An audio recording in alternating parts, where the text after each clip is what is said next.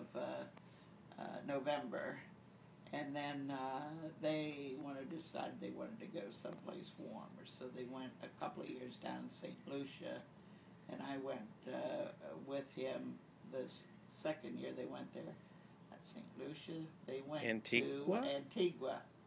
And then they were there 2 years, then they went to St. Lucia.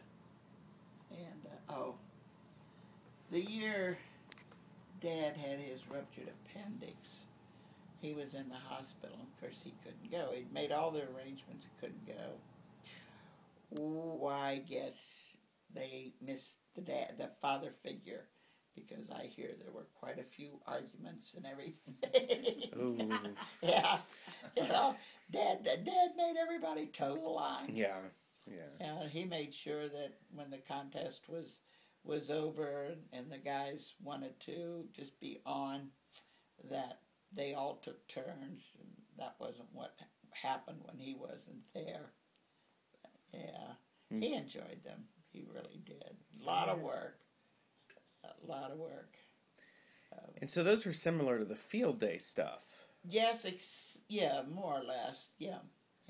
Except that, well, yeah, it was that. Except that you weren't you went someplace. Right. To do it. Right. I mean, you got people that go all over the world to do it. Mm-hmm. Wow. Did you ever go with Dad on a field day? I went with him on one field day, and I don't remember the name of the field. But you guys don't know. Field day is where amateur radio operators pick a day out of the year or a weekend. It's a weekend. And they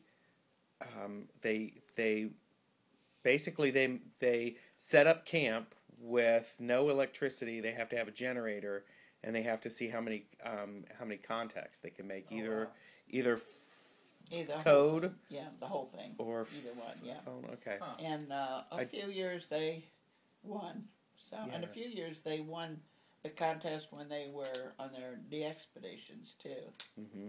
What's a de-expedition? That is where they get together and they go out of their country. Like they went to Quebec, and then they went to Aruba, and then they went to St. Lucia. You've got people that go, well, I know some have gone down to the Galapagos and all these little islands that you don't hear about, that they go all these different places. Right. It's rather expensive. They've shown a lot on the DX dinner at the Hamvention. We've had a lot of film slides on those, and jeez, you can't believe the stuff that they do now.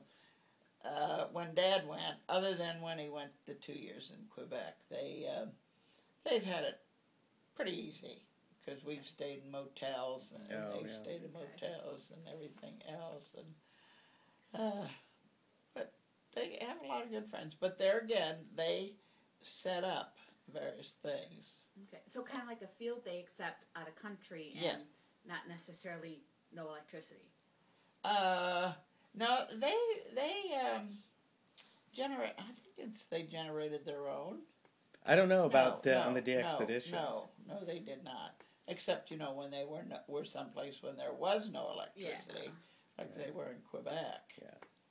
But, you had mentioned the Hamvention, and Dad was one of the people who started the Hamvention in Dayton, Ohio. Yes, in 52. 1952. Yes, and Dad was with the planning that started the DX Association.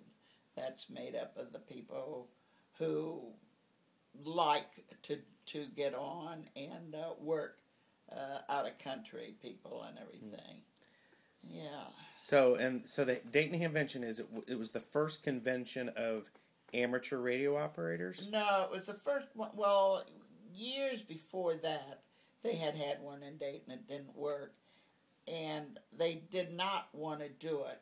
And we started the planning, like in January, and it was held, I think, in April, and they didn't know how it was going. It was down at the Biltmore, and I was working at registration, and I didn't even want to see the elevator doors open anymore. They expected 300, and we had over 600 people. Wow. Oh, wow. Because it's the biggest Hamvention it's in the biggest country. one. Yeah. It's. I think it's gone downhill in the last few years, but Yeah. But Dad was, in some ways, was connected with it until the year he died. Right.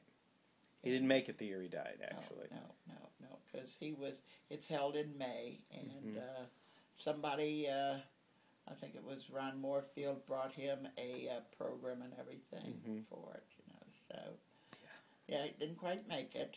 Mr. Hamvention, they call him. Yes.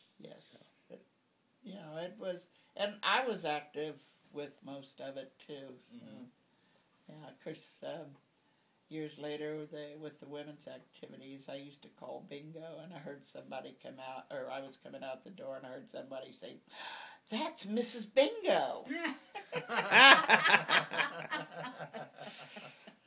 But no, we talk bingo, and my bingo is not like everybody else's bingo. A lot of times we just don't stop. Somebody bingos, and, everybody's always saying this, all I need is one more number, call one more number. So I'd call one more number, or one or two numbers, Just had fun. And I told them, I'm honest. I played bingo one year up at St. Chris, and they were playing coverall. And they played Big and Little Diamond, 4 corners, vertical, horizontal, every sign. Somebody bingoed, and I didn't have that first regular bingo. Now, I don't know, you figure that out. I missed it somewhere along the line. But,